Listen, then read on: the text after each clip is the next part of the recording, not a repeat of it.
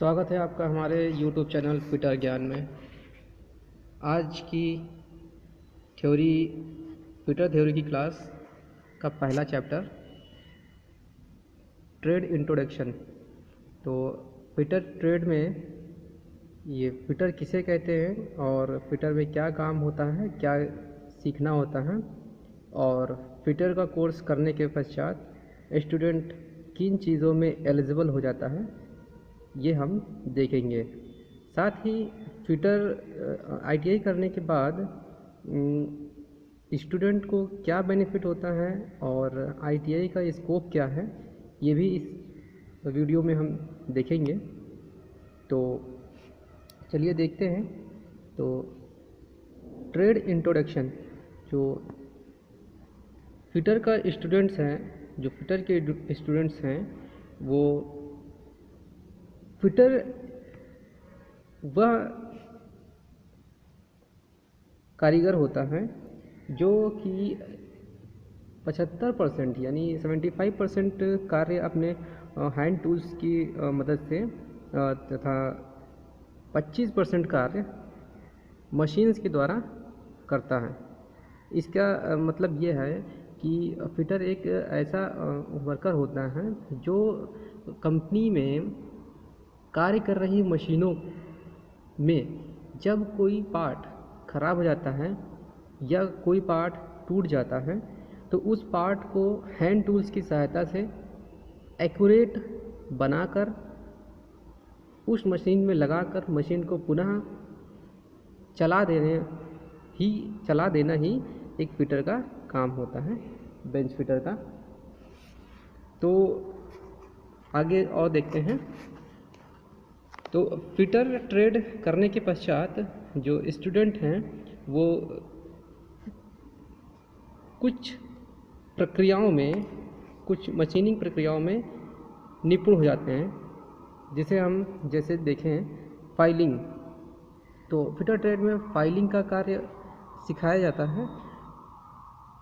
इसके अलावा हेक्साइंग, ड्रिलिंग मतलब जॉब पर होल करना, थ्रेडिंग मतलब चूड़ियाँ बनाना, बोरिंग मतलब ड्रिल किए हुए होल को बड़ा करना, रिमिंग मतलब ड्रिल किए हुए होल की अंदरूनी सतह को एक्यूरेट करना, grinding, turning, surface finishing, maintenance etcetera. तो इन कार्यों में जो हमारा स्टूडेंट होता है वह निपुण हो जाता है फिटर का कोर्स करने के पश्चात। तो ये कार्य उसे भली प्रकार से आ जाते हैं। इसके अलावा हमारे जो फिटर में मेटल्स का ज्ञान दिया जाता है, यानी मेटल की स्ट्रक्चर्स के बारे में, मेटल के रासायनिक गुण, भौतिक गुण और यांत्रिक गुणों के बारे में एक फिटर के स्टूडेंट को जानकारी होना आवश्यक होता है। आगे देखते हैं। एक फिटर का जो मेन मीनिंग होता है इस तरह से होता है कि F मतलब फिटनेस। जो फिटर का स्टूडेंट है वो फिट होना चाहिए क्योंकि उसे प्रैक्टिकली काम करना होता है, मेहनत का काम होता है, इसीलिए फिट होना चाहिए। I से इंटेलिजेंट, फिटर का स्टूडेंट इंटेलिजेंट होना चाहिए, यानी उसकी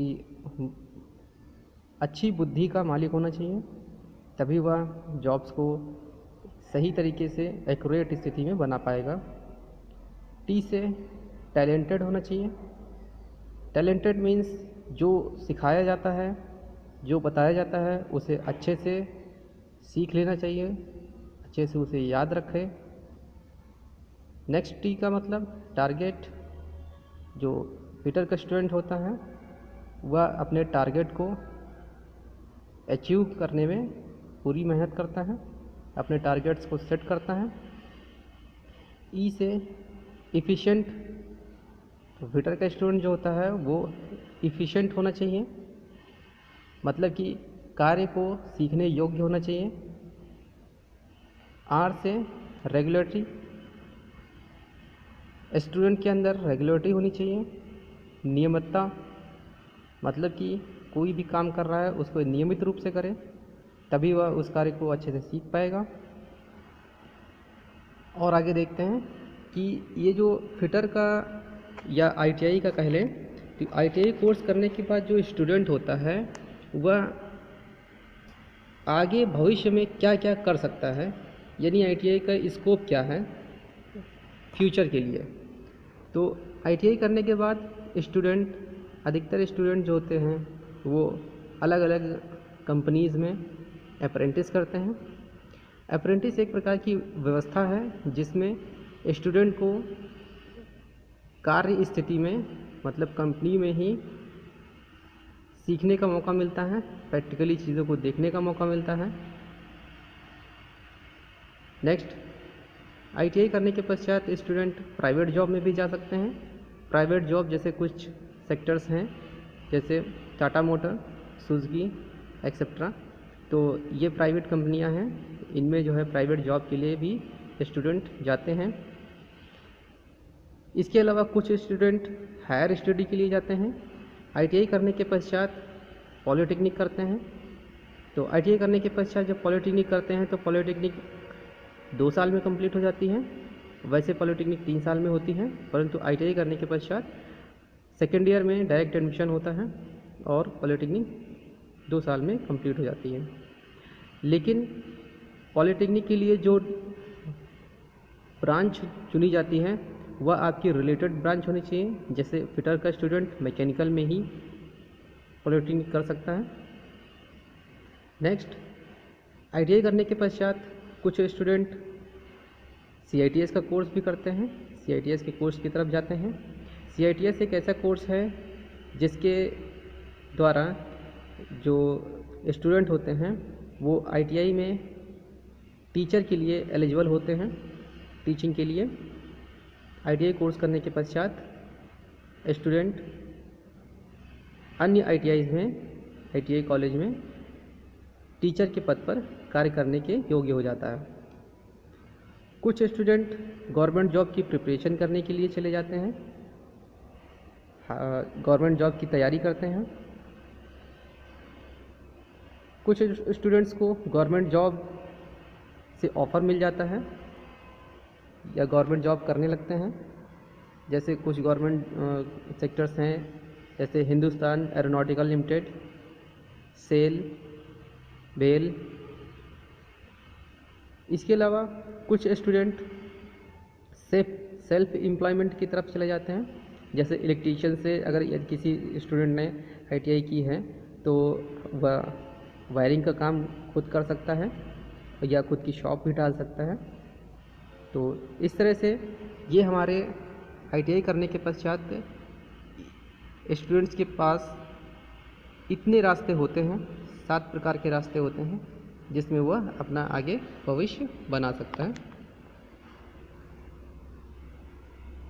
तो इस तरह से हमने देखा कि फिटर का जो ट्रेड इंट्रोडक्शन, क्योंकि कोई भी काम करने से पहले उसके बारे में जानकारी होनी चाहिए। यदि कोई स्टूडेंट फिटर के कोर्स में एडमिशन लिया है तो बाकी चैप्टर्स पढ़ने से पहले उसे फिटर के बारे में जानकारी होना चाहिए। तो फिटर जो है कई प्रकार के होते हैं, कई प्रकार के फिटर्स होते हैं। जैसे हमारा पाइप फिटर, ठीक है, bench fitter, locomotive fitter, petrol diesel fitter,